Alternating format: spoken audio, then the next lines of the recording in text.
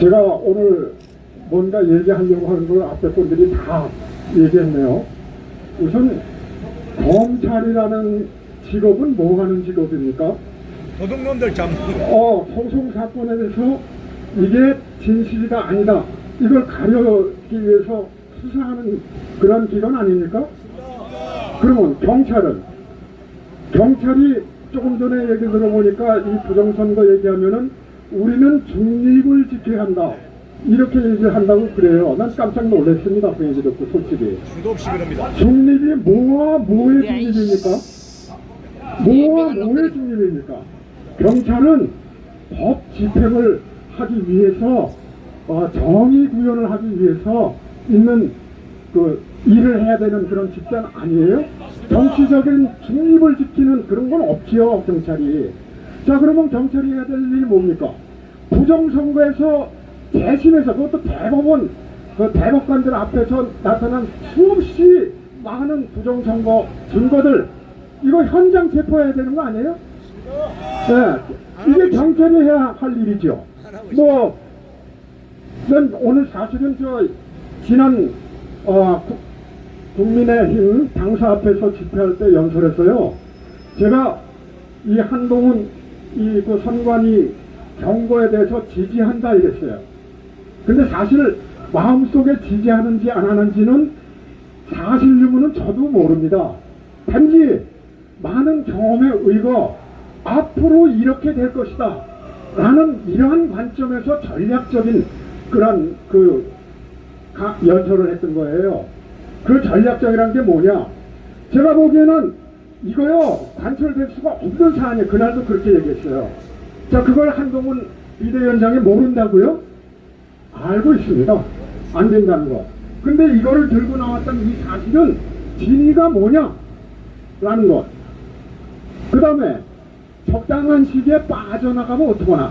우리 시민단체들은 이미 4년 동안 외쳐왔어요. 그런데 정당에서 나온 건 이번에 처음이라고요.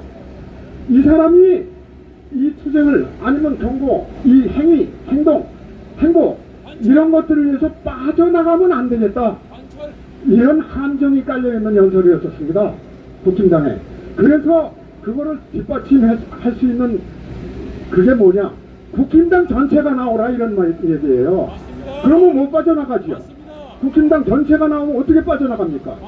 이런 그 계획적인 전략 전술적인 그 연설을 했던 겁니다. 그런데 지지한다는 말이 끝나기가 무섭게 물론 이준석이가 얘기한 그거에 대한 답변이었겠습니다만은 여당이 무슨 부정선거에 개입하는 거는 수준 이하다라는 말과 그 다음에 당신 음모론자냐 이거에 대한 답변을 이제 기자회견을 했더라고요. 그런데 그 기자회견 내용을 가만히 들어보니까 이율배반적이야. 한동훈 말이 이율배반적이에요. 하나는 명확한 증거가 없음을 분명히 말씀드립니다. 이 말. 그러면 끝까지 그 기조를 유지해야지 어째서 법적인 질서대로 하자는데 뭐가 잘못된 거냐. 그럼 그 정권은 뒤집어서 얘기하면 그 정권은 법적인 순서대로 안 했다는 얘기 아닙니까 그 말이. 게다가 덧붙여서 국정원에서도 밝히지 않았느냐. 국정원에서 밝힌 건 뭡니까? 선거 부정이라는 용어를 사용했어요. 그러면 선거 부정을 했다는 얘기인데 증거가 명확치 않다? 좋습니다. 그러면 한동훈 비대위원장 당신 검찰 출신 아니야? 검찰이 뭐 하는 거야? 뭐 하는 게 검찰이야? 우리가 소송 걸고 기소한 거에 대해서 진위 여부를 수사해야 될 거 아니야? 증거라는 게 뭘 얘기하는 거야? 더 이상 어떻게 명확한 증거를 대라는 얘기야? 증거가 없다니? 반지성적 비과학적인 얘기야 이것은. 지금 그래서 전략적인 이런 얘기가 한동훈 아니면 국힘당에 필요한 건가? 이거 내가 잘못 생각했나? 하는 게 혼란에 빠져 있어요. 아니면 아직도 늦지 않았습니까? 국힘당 끌어내는데 총력을 기울여야 하는 건지 혼란스럽습니다. 솔직히 얘기해서.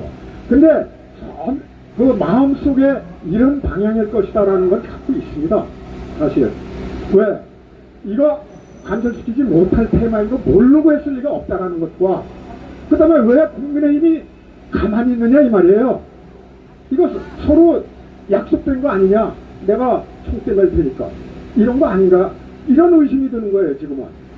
자, 그렇다면은 결국은 조금 더 기다려봐야 되겠지만 뭐 공천 완전히 그저 끝나고 어떤 부류의 저 후보들이 당선됐는지 지금 뭐 듣자니까 유승민 계열이 당선됐다 뭐 등등 말이 대단히 많더라고요. 뭐 선거 시스템에 의거한다고요? 시스템이 뭔데? 내용을 알아요? 시스템 내용? 80%가 뭐 어쩌고 저쩌고? 그 80%가 내용이 뭔지 아느냐고요? 여론조사기관은요 이걸 아셔야 합니다. 선관위가 돈 대줘서 SOI 하는 것이 7개예요. 그럼 선관위만 안 듣습니까? 아직 뭐 거기서 일하는 사람들 몇 명 되지도 않아요. 여론조사기관. 그런 데서 그 여론조사기관에서 여론한 거 뭐 등등 해가지고선 80%를 뭐 무슨 뭐 당원이 아닌 사람들한테 한다?